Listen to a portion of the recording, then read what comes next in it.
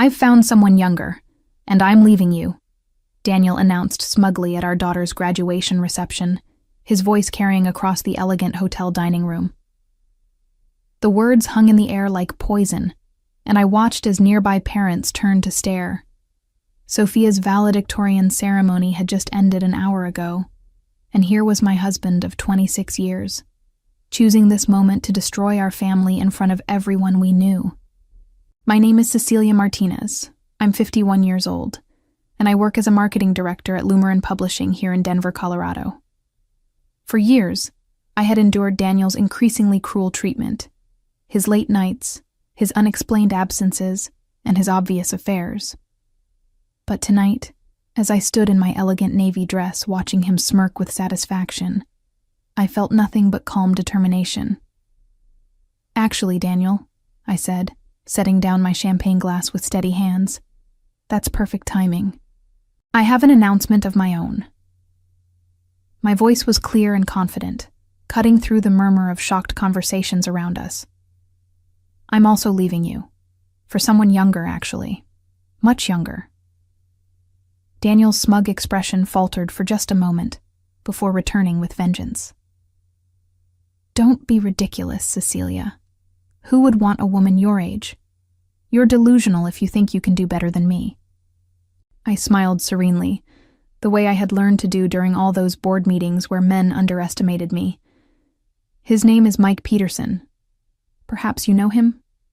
Tall, brilliant, charming. Your boss?" The color drained from Daniel's face so quickly I thought he might faint. His mouth opened and closed like a fish gasping for air, and the confidence that had radiated from him just moments before evaporated completely. Around us, the reception had grown quiet, and I could feel dozens of eyes watching this drama unfold. "That's impossible," Daniel whispered, but I could see the fear creeping into his eyes. He knew it wasn't impossible. He knew exactly who Mike Peterson was, and more importantly, he knew what Mike Peterson could do to his career with a single phone call. Sophia appeared at my side then, slipping her arm through mine in a gesture of solidarity that made my heart swell with pride. My daughter was 22, brilliant, and had inherited none of her father's cruelty. She had watched him hurt me for years, and tonight she was ready to watch me finally fight back. "Dad," Sophia said quietly, her voice steady despite the tremor I could hear underneath. "Mom deserves better than how you've treated her. We all know about your affairs. It's time for her to be happy." The room was completely silent now, waiting to see what would happen next. I looked at Daniel's pale, shocked face and felt the first stirring of satisfaction I had experienced in years. The path that led me to this moment had been building for years, though I hadn't realized it at the time. Daniel and I had met in college, both ambitious marketing students with dreams of changing the world. He was charming and confident, and I was drawn to his certainty about everything. We married young, had Sophia 2 years later, and settled into what I thought was a good life in Denver. But somewhere along the way, Daniel's confidence had curdled into arrogance, and his ambition had turned into cruelty. He began treating me like an accessory to his success rather than a partner in our marriage. When I got promoted to marketing director at Lumerin Publishing 3 years ago, instead of celebrating with me, he made snide comments about how I was getting above myself and forgetting my place. The affairs started around then, or at least that's when I first noticed them. Late nights at the office that smelled like perfume, mysterious phone calls that ended when I walked into the room, credit card charges at restaurants I had never been to. I confronted him once, and he laughed in my face, telling me I was paranoid and jealous. Sophia knew, of course. Children always know more than their parents think they do. She had caught him on the phone with his secretary multiple times, had seen the way he treated me with contempt when he thought no one was watching. Last year, when she came home from college for Christmas, she sat me down and told me I deserved better. "Mom, you're brilliant and beautiful and kind," she had said, tears in her eyes. "You don't have to stay with someone who doesn't value you. I'm old enough now to handle whatever you decide." That conversation had planted a seed that grew slowly over the following months, I began paying more attention to my appearance, not for Daniel, but for myself. I started taking evening classes in French, something I had always wanted to do. I began to remember who I was before I became Daniel's wife and Sophia's mother. That's how I met Mike Peterson. He came to give a guest lecture at my French class about international business communication. Mike was 35, the youngest vice president in the history of Velthorn Global, Daniel's company.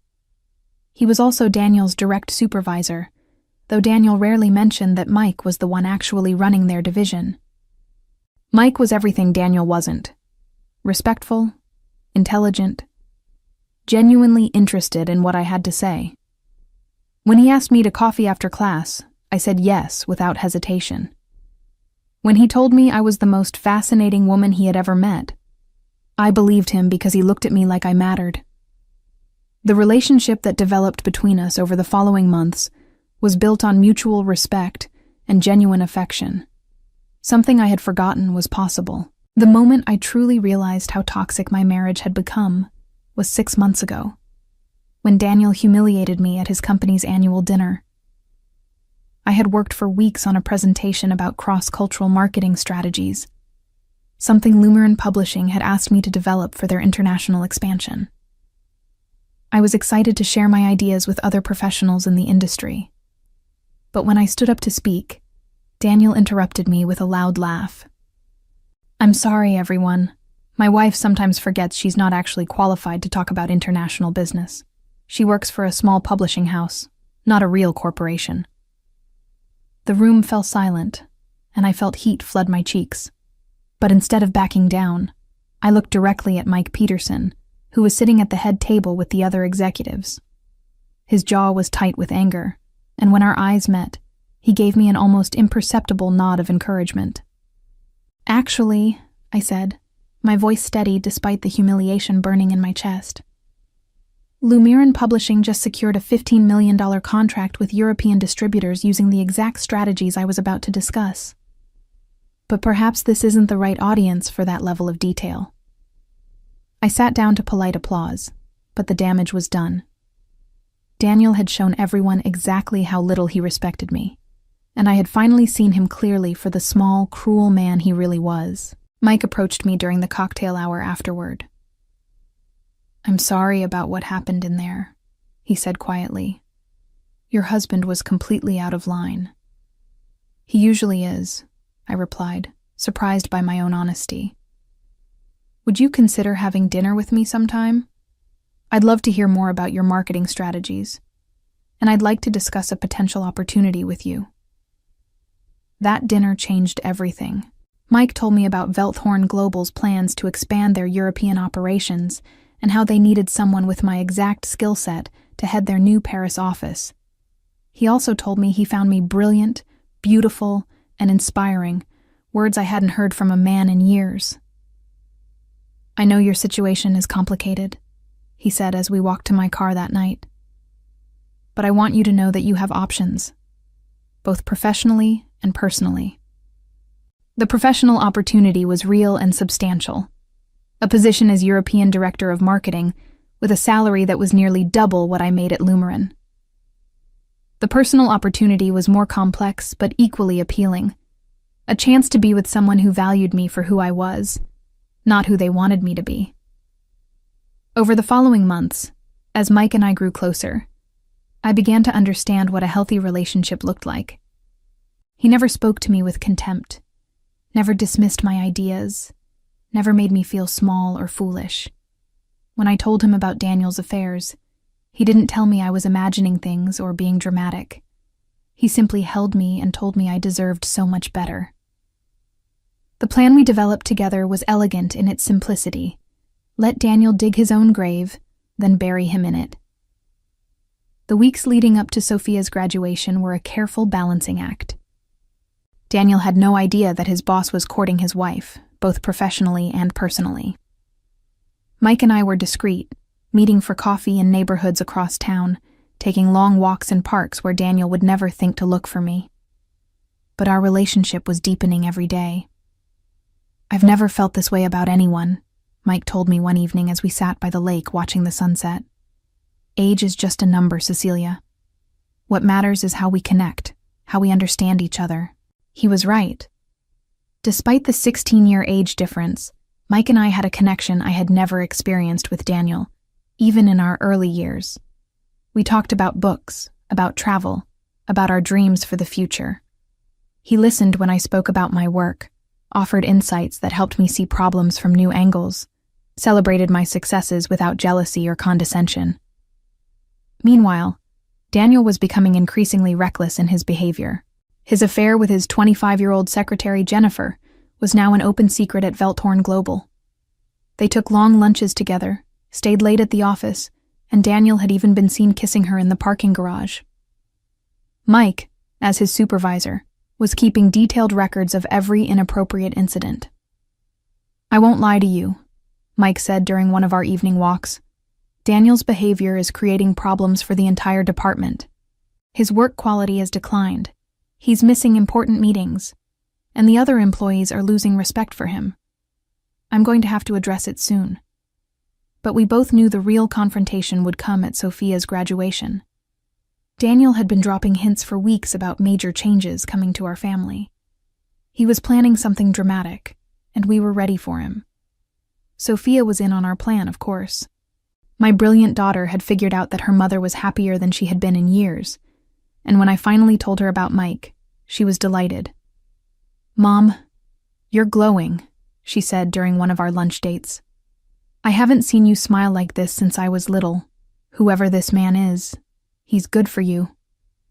When I told her it was Mike Peterson, her father's boss, her eyes lit up with mischievous delight. "Oh, this is perfect. Dad has been bragging for months about how important he is at Velthorn, but he never mentions that Mike Peterson is the one actually running everything. He's going to lose his mind." The graduation ceremony itself was beautiful. Sophia gave a spectacular valedictorian speech about having the courage to pursue your dreams and not settling for less than you deserve. I caught Mike's eye in the audience and saw him smile. He knew, as I did, that Sophia's words were meant for me as much as for her graduating class. At the reception afterward, Daniel was in his element, playing the proud father and successful businessman. He had no idea that his world was about to crumble. I watched him work the room, introducing himself to other parents with pompous confidence, bragging about his position at Velthorn Global. "My husband is quite the performer," I murmured to Mike when he approached our table. "Not for much longer," Mike replied quietly, his hand briefly touching mine under the table. "Are you ready for this?" I looked across the room at Daniel, who was laughing too loudly at his own jokes, while Jennifer hung on his arm like an expensive accessory. I thought about all the years of humiliation, all the times he had made me feel small and worthless, all the nights I had cried myself to sleep wondering what I had done wrong. "I've been ready for this for years," I told Mike. "Let's end this charade." Daniel chose his moment carefully, waiting until most of the other families had finished their dinners and were mingling around the reception hall. He stood up with theatrical flair, tapping his wine glass to get everyone's attention. I recognized the look on his face, the satisfied smirk of a man who believed he was about to deliver a devastating blow. "Ladies and gentlemen," he began, his voice carrying across the room with practiced confidence, "I have an announcement to make on this special day." Sophia shot me a worried look, but I squeezed her hand reassuringly. We had prepared for this moment. Mike, sitting at a nearby table with some of the other executives, looked calm and ready.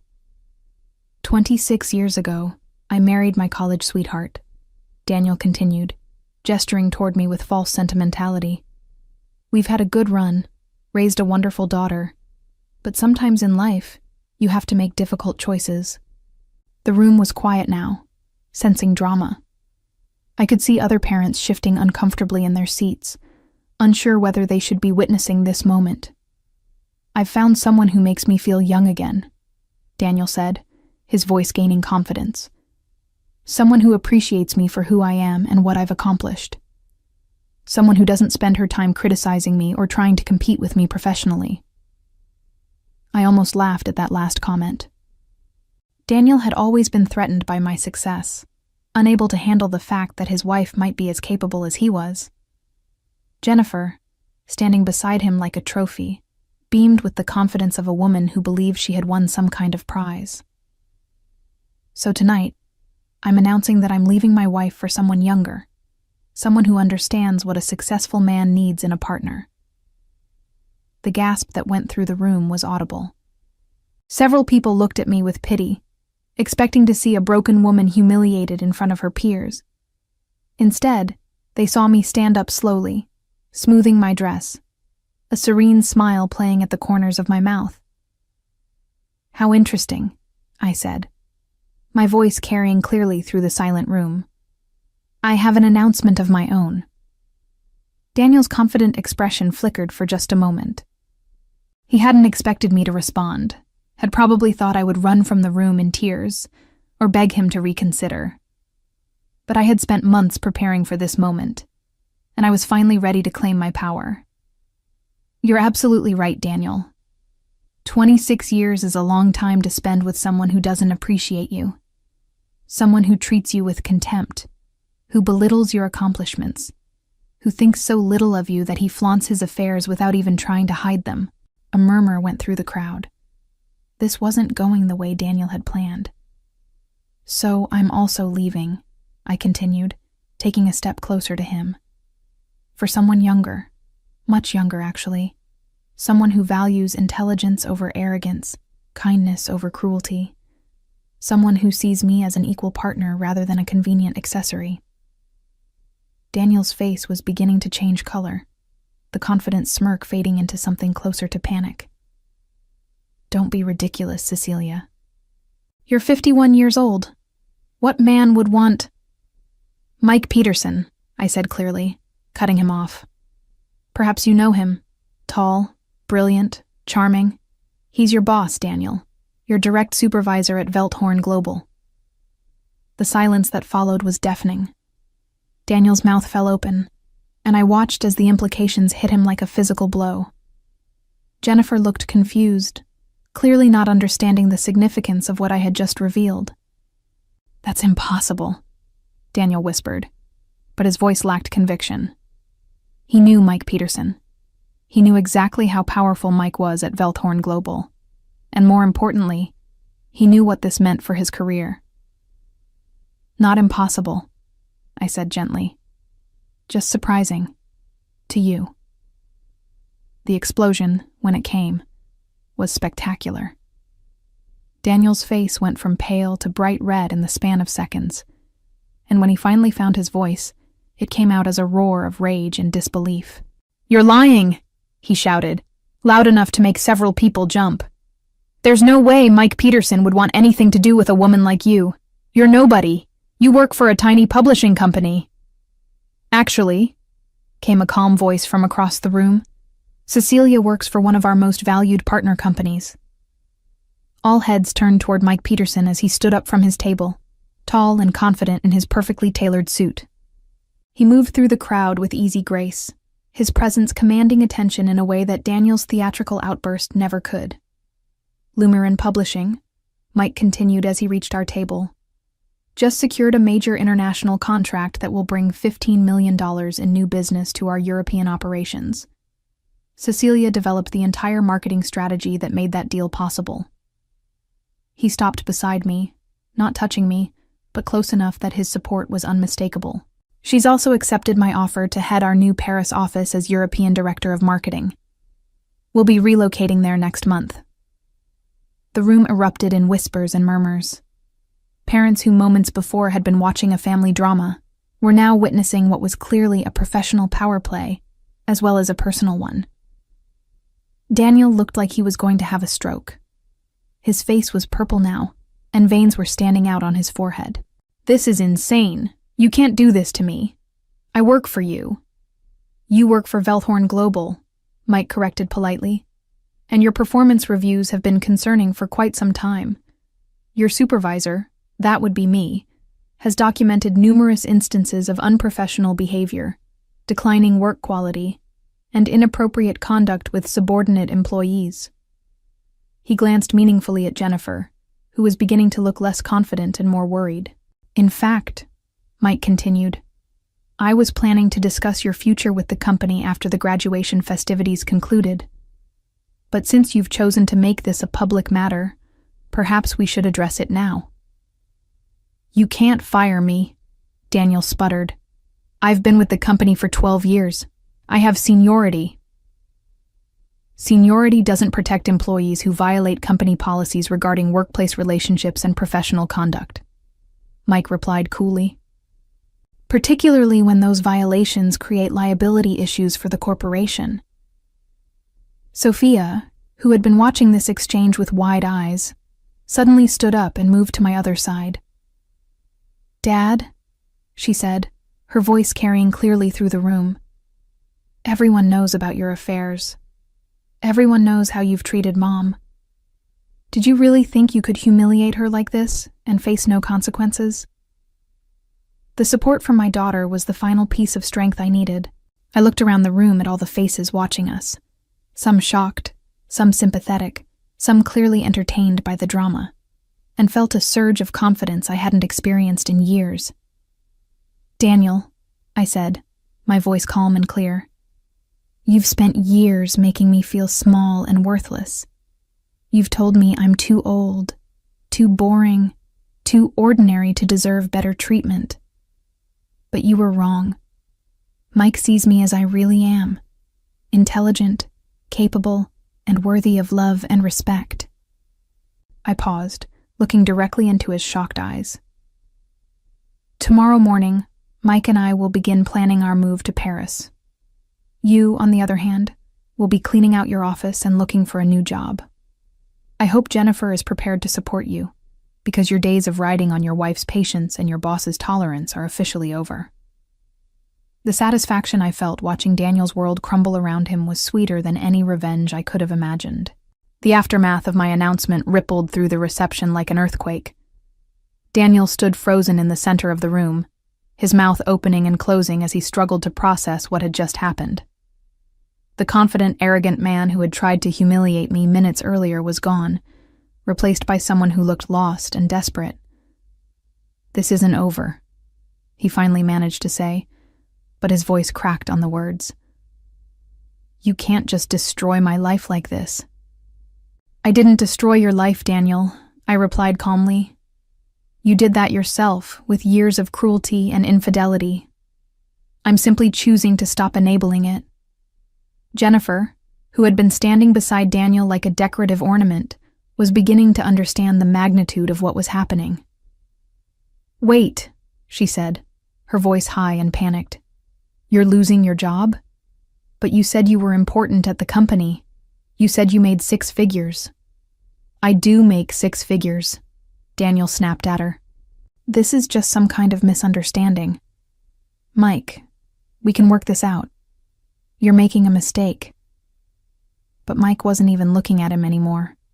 He was looking at me with an expression of such warmth and admiration that it made my heart flutter. Cecilia, he said quietly, would you like to dance? I think we have something to celebrate. The band was still playing, and other couples were dancing, but as Mike led me onto the floor, I could feel every eye in the room watching us. I didn't care. For the first time in years, I felt beautiful, valued, and free. You were magnificent, Mike murmured in my ear as we swayed to the music. I've never seen anything as satisfying as watching that pompous fool realize his world was falling apart. Behind us, I could hear Daniel's voice rising in panic as he tried to convince Jennifer that this was all a temporary setback. As Mike and I danced, the full weight of what had just happened began to sink in. Not just for me, but for everyone watching. Daniel's carefully constructed image of success and authority had crumbled in front of his daughter's entire graduating class and their families. The man who had tried to humiliate me was now standing alone while his wife danced with his boss, the woman he had dismissed as worthless, now clearly the victor in this very public confrontation.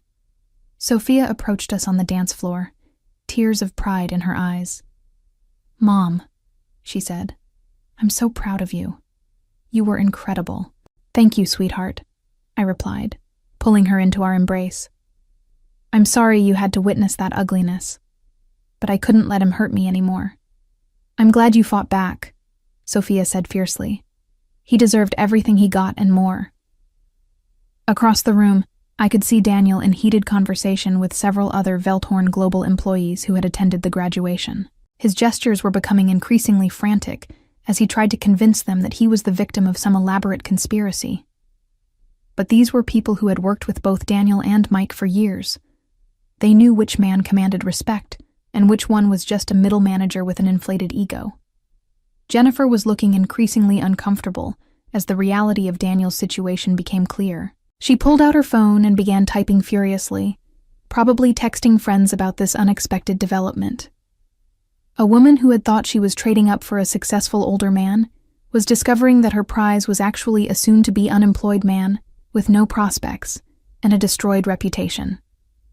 The sweet taste of vindication filled my mouth as I watched Daniel's desperate attempts to salvage something from the wreckage of his evening. He had wanted to make me suffer publicly, but instead, he had destroyed himself while elevating me to heights he could never reach. Daniel's downfall was swift and comprehensive. Within a week of Sophia's graduation, he was escorted from the Velthorn Global offices with a security guard, his employment terminated for violation of company policies regarding workplace conduct and professional behavior.